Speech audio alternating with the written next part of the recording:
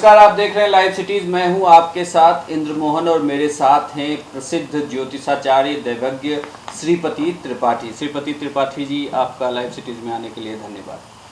नमस्कार। दरअसल मैं आगे बढ़ूं उसके पहले आपको बता दूं कि श्रीपति त्रिपाठी जी विश्व प्रसिद्ध ज्योतिषाचार्य हैं। इनकी कई भविष्यवाणियां अभी तक सही साबित हुई हैं, जैसे तेज प्रताप की शादी के बारे में, उनके परिवार में कलह के बारे में, लालू यादव का जेल जाना, फिर लालू यादव का जेल से बाहर निकलना, बिहार के मुख्यमंत्री नीतीश कुमार का बनना और विश्व कप क्रिकेट में भारत के बारे में भी जो इन्होंने भविष्यवाणियां की थी, वो तमाम भविष्यवाणियां सही साबित हुई थी। इन्हीं तमाम बातों को देखते हुए हमने सोचा कि अभी फिलहाल राजनीतिक माहौल है, तो क्यों ना किसी राजनीतिक शख्सियत की कुंडली के बारे में बात की जाए और उसके बारे में जाना जाए कि क्या उसकी कुंडली में फिर से राजयोग है, क्या वह सत्ता के सर्वोच्च शिखर पर पहुंचेगा। तो इसलिए हमने शुरुआत की है देश के प्रधानमंत्री नरेंद्र मोदी से। क्या नरेंद्र मोदी की कुंडली में 2019 में भी सत्ता योग है? इसे जानने के लिए और बताने के लिए मुझे लगता है कि श्रीपति त्रिपाठी जी के अलावा कोई ऐसी शख्सियत नहीं जो हमें उसके बारे में सबसे अच्छी जानकारी और सटीक जानकारियां दे सके। तो ज्योतिषाचार्य जी, क्या आप बता सकते हैं कि 2019 में भी श्री नरेंद्र मोदी की वापसी हो जाएगी? बिल्कुल। सबसे पहले सभी दर्शकों को नमस्कार है, प्रणाम है। मैं मंत्रांजलि दे रहा हूँ, मंत्र से आप लोगों को प्रणाम कर रहा हूँ। फिर मैं नरेंद्र मोदी जी के बारे में बात करूँगा। यासा पद्मासनस्था विपुल कटितटी पद्मपत्रायताक्षी गंभीरावर्तनाभीस्तनभरणमिता शुभ्रवस्तोस्तरीया मनोजवं मारुततुल्यवेगं जितेन्द्रियं बुद्धिमतां वरिष्ठं वातात्मजं वानरयूथमुख्यं श्रीरामदूतं शरणं प्रपद्ये। ओम। नरेंद्र मोदी जी की जो कुंडली है, इनका 17 सितंबर 1950 को 12 बजे दोपहर में मेहसाणा गुजरात में इनका जन्म हुआ है।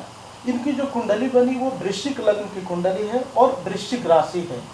और इनके दशम स्थान में सूर्य शनि और शुक्र बैठे हैं। एकादश स्थान में सूर्य बुध केतु बैठे हुए हैं।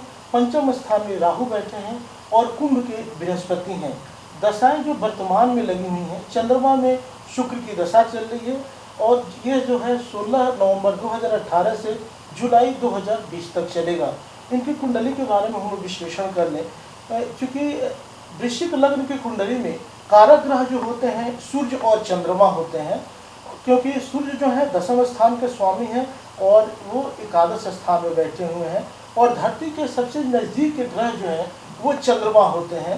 तो चंद्रमा इनकी थोड़ी नीच राशि में और लग्न में बैठे हुए हैं और लग्न में मंगल बैठे हुए हैं। तो ज्योतिष में पंच महापुरुष योग आता है।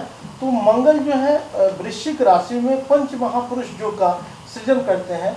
इसमें जो आदमी जन्म लेता है, इस महाराज योग में वह शासक होता है, एडमिनिस्ट्रेटर होता है और वह अपना जो निर्णय है काफ़ी बेहतर करता है।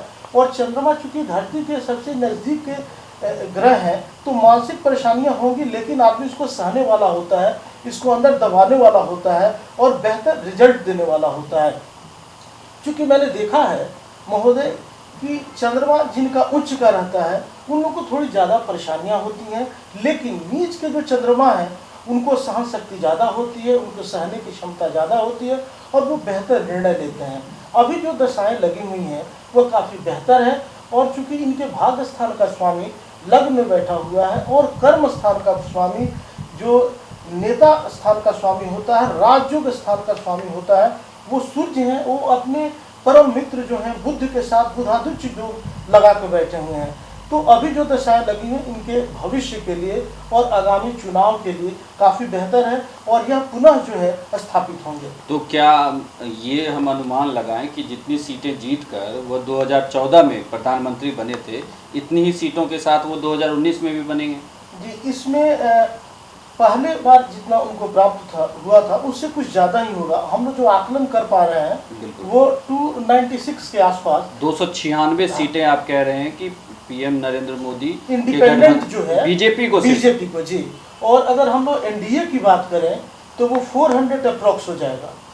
तो अभी ये पूरे मेजोरिटी में आने वाले हैं और काफ़ी बेहतर रहने वाला है। ये एक बड़ा प्रेडिक्शन है। आप जो कह रहे हैं कि बीजेपी को 296 सीटें लगभग इंडिपेंडेंटली आएगी और एनडीए को अप्रॉक्स 400 सीटें आ सकती हैं, तो मतलब पिछले बार से भी ज़्यादा सीटें इस बार आने की संभावना है, जो इनकी ज्योतिषीय गणना कह रही है। जी, ज्योतिषीय गणना कह रही है। चूंकि चंद्रमा जो है आप देखेंगे ये बीजेपी को रिप्रेजेंटेट करते हैं, तो बीजेपी की जो कुंडली है वो मिथुन लग्न की कुंडली है और इसकी जो राशि भी जो है और वृश्चिक राशि है, और भारत की जो राशि है वो कर्क राशि है, और नरेंद्र मोदी जी की जो राशि है वृश्चिक राशि है। आप तीनों की जो राशि देखेंगे वो सब वृश्चिक राशि ही है, और 4 के स्वामी जो होते हैं वो चंद्रमा है। भारत माता की जो कुंडली है उनकी जो राशि है वो कर्क राशि है। तो इस सब का अन्वेषण करके देखने के बाद ये पता चलता है कि ये सारे ग्रह इनको काफ़ी सपोर्ट कर रहे हैं। मानसिक परेशानियां बढ़ेंगी, थोड़ा परेशानी से इनको रूबरू होना पड़ेगा, लेकिन अंततोगत्वा यह पुनः ये स्थापित होने जा रहे हैं। ये ऐसा जैसा मैं देख रहा हूँ फिलहाल राजनीतिक हलकों में अगर बात करूँ तो पिछले कुछ समय से प्रधानमंत्री नरेंद्र मोदी के लिए थोड़ी राजनीतिक डिसीजन लेना मुश्किल हो रहा है। तो क्या ज्योतिषीय गणना जो आप कर रहे हैं उसके अनुसार क्या ग्रहों की चाल बदली है, या आने वाले समय में थोड़ा और कठिन होगा, जब तक चुनाव ना हो जाते तब तक फिर वो सही होगा? जी, चूंकि अंतर्दशा शुक्र की है और शुक्र इस कुंडली के लिए अकारक ग्रह होते हैं, इसके कारण इनके विरोधी अनावश्यक इनको परेशानी में डालेंगे, उनको मानसिक परेशानियां बढ़ेंगी, थोड़ी सेहत संबंधित भी परेशानियां हो सकती हैं। जलीय तत्वों के कारण उत्पन्न होने वाले रोग से या जल वाला कोई चीज़ खाने से इनका सेहत थोड़ा प्रभावित हो सकता है। गले से संबंधित थोड़ी परेशानियां हो सकती हैं, पानी वाला जो है वो कुछ इन्फेक्शन हो सकता है।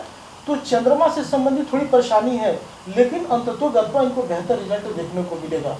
तो अंत में 2019 के लोकसभा चुनाव तक ये काफ़ी बेहतर स्थिति में होंगे। हाँ, ये स्टेबल हो जाएंगे। उस समय तक थोड़ी परेशानियां हैं, लेकिन इसके बाद भी चुनाव जो है 2024 तक के में भी होगा, उसमें भी बेहतर करेंगे।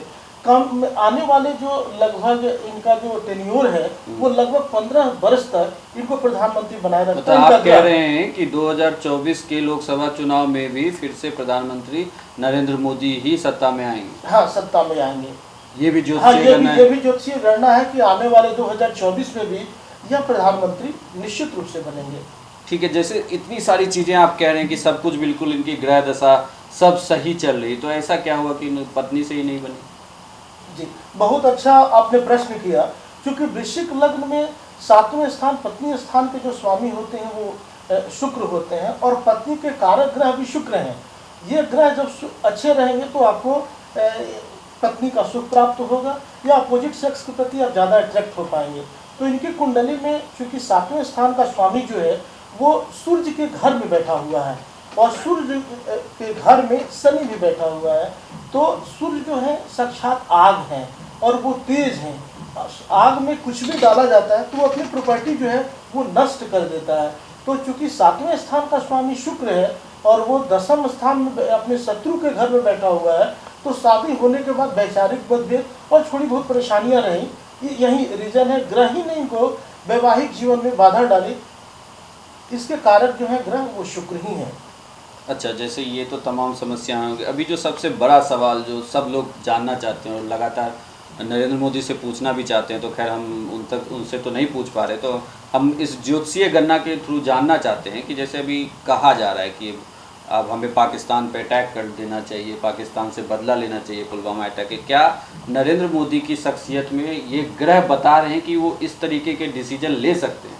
जी बिल्कुल, बहुत ही अच्छा और सुखद प्रश्न आपने पूछा, क्योंकि यह जो ज्वलंत मुद्दा है इससे मेरा देश जो जल रहा है, हम लोग भी खुद परेशान है, आप भी परेशान है। इनकी जो कुंडली है, क्योंकि शासक की जो कुंडली होती है वो निश्चित रूप से वृश्चिक लग्न का होना चाहिए।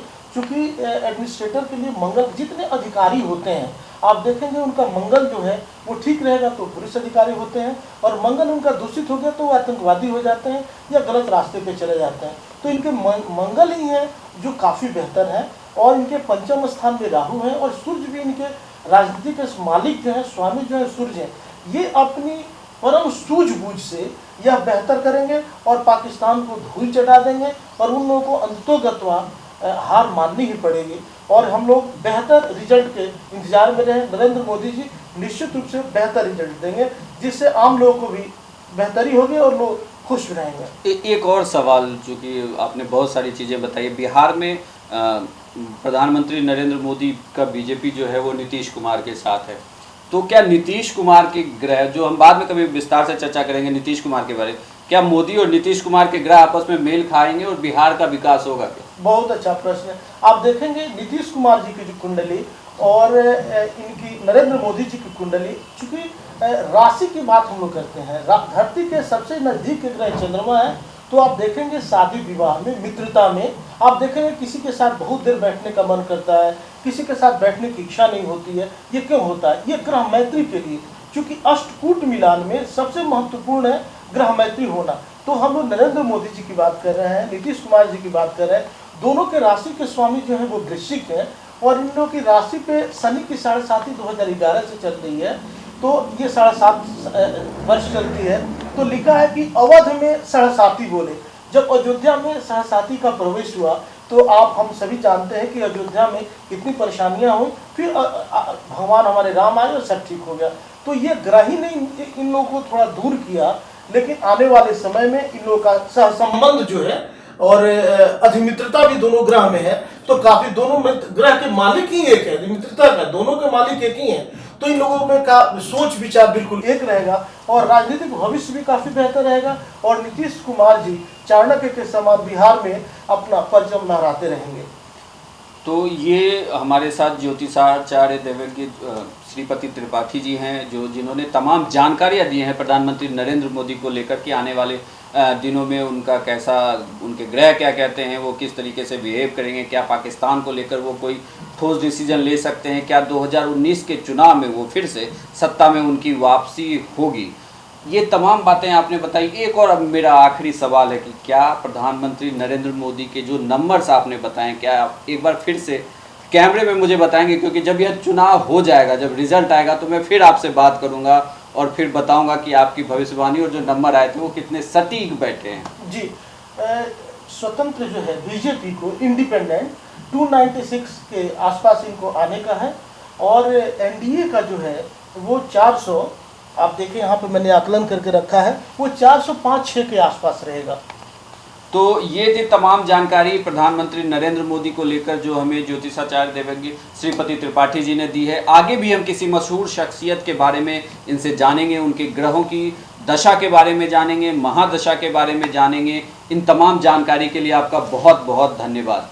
अगर आपने हमारे लाइव सिटीज़ को अभी तक सब्सक्राइब नहीं किया है तो सब्सक्राइब कर लें और ज़्यादा डिटेल से खबर को पढ़ने के लिए livecities.in पर जाएं। धन्यवाद।